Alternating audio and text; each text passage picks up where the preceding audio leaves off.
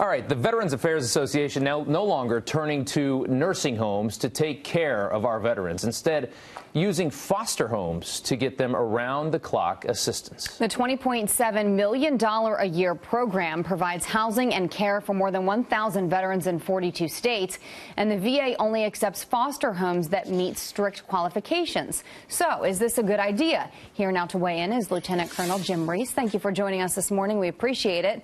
What do you think? Do you like this idea? You know, I do. You know, I think the VA right now, with everybody coming back from the Afghan-Iraq wars and the influx of veterans we have, I like this idea. I think it's a great new initiative, and I think one of the problems is, you know, with this big government bureaucracy called the Veterans Administration, we've got to do some change leadership. We've got to have some new programs, and this is not a new program. This has been a pilot program that's gone on for several years. It's had some good success, and now they want to expand on it. So I do like it. And you say this will result in better, closer care for these veterans that need it in these foster homes, and you also say that this won't cost the veteran themselves any more money to get this better care.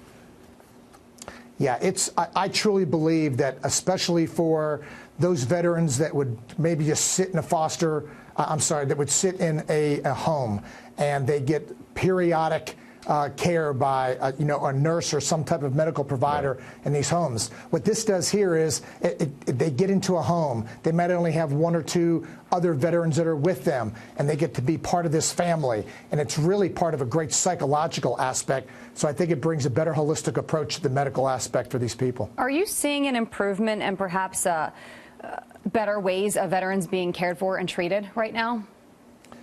Well, you know, I'm an 80% disabled vet, so I do understand the VA. And I know the VA is working very hard daily to try to improve what they're doing for veterans, but I still think it can be improved.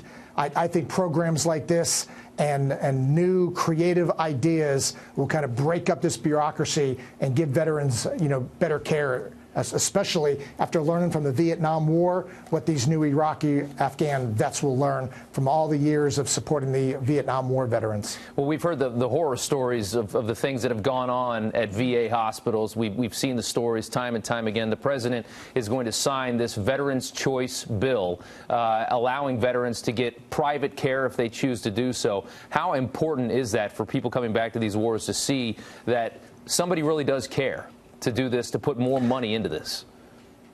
Yeah, it's very important. I mean, we live in such a different time, you know, with the information age, and veterans are allowed to come back and you know, the transportation hubs today. So veterans are going farther away from where these VA centers are.